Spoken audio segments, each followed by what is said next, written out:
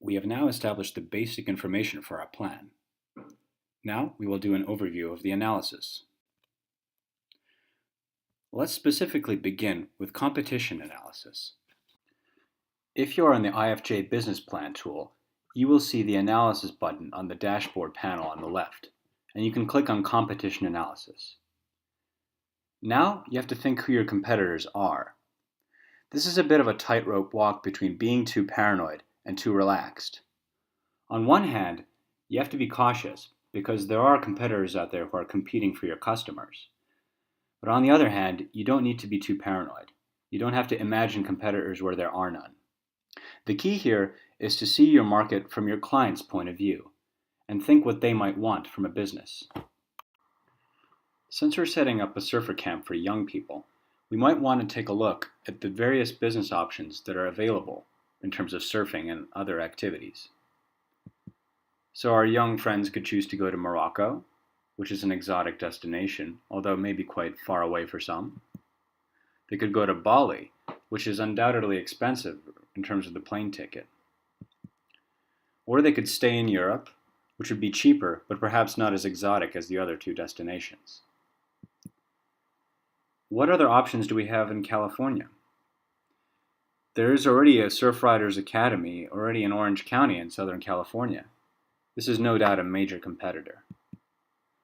They could opt to not go surfing at all and instead try Jetpack America, which also seems to be quite popular with tourists.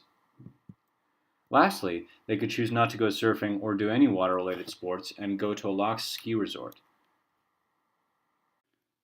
Competition analysis is crucial for any serious business owner.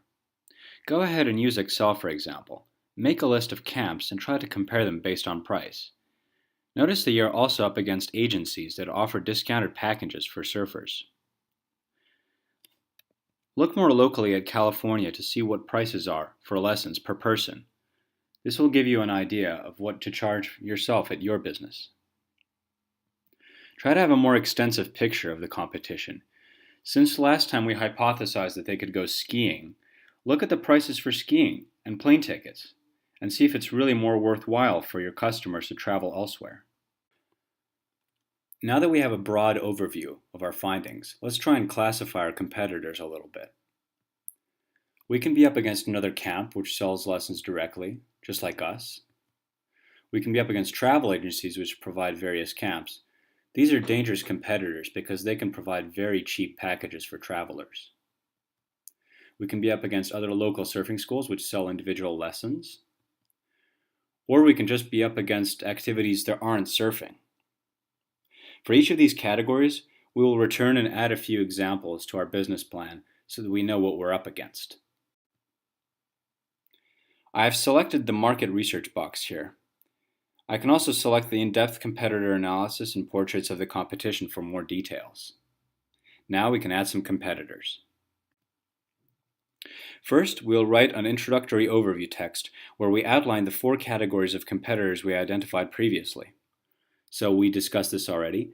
Other camps which sell directly, offers for non-surfers, travel agencies, and local surfing schools. So this is a good example for an introduction. Now we can add specific competitors to illustrate our examples by clicking the Add Competitor button. Once you've clicked the button, you will see various boxes to fill out. The name of the company, its address, how many employees there are, the sales and revenue of the previous year, a description box, the types of products they sell, the types of services they provide, and so on. So most of these boxes are quite easy to fill, except for the revenue and the sales of the previous year. That might be quite hard. In this regard, the internet will be your friend. We start by visiting our competitor's main website. Here I am on the page for the Costa Noroeste camp in Lanzarote, a very good camp which I visited during my travels in a beautiful location. We can begin by adding the name and the location already, and the number of employees we can go back to the website, because most companies have a team page. So we can count the first 3, and we can count 4, 5, 6, and there are 3 more part-time employees which we will not count. As for their annual revenue, I can't simply call them and say, hey, I used to be a client of yours. Anyway, could you give me your last year's revenue? That won't work at all. But you can estimate the amount they've made based on the salary of their employees. Once again, I used the internet to help me out. I found a table which shows the salaries of bankers in different countries. By looking at the revenue per employee column, I noticed that the salary fold change between Switzerland and Spain is about threefold. Therefore, by checking salaries of sports coaches in Switzerland, I can divide by 3 to obtain a rough estimate for salaries for sports coaches in Spain. Since we counted 6 full-time employees, that gives us a low-end estimate of 300,000 euros and an upper-end estimate of 480,000 euros, or dollars. We can add the high-end estimate as our estimate for the sales in the previous year. Of course, this estimate isn't perfect, but it's good enough for our purposes at this stage. Now we can add a qualitative description of the company.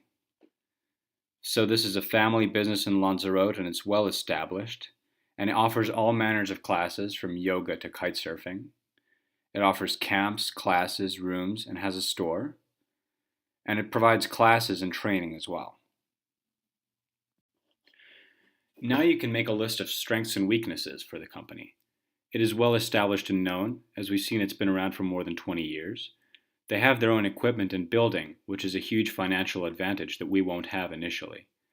They have waves until late November, which means that they have a large window when they can sell their classes.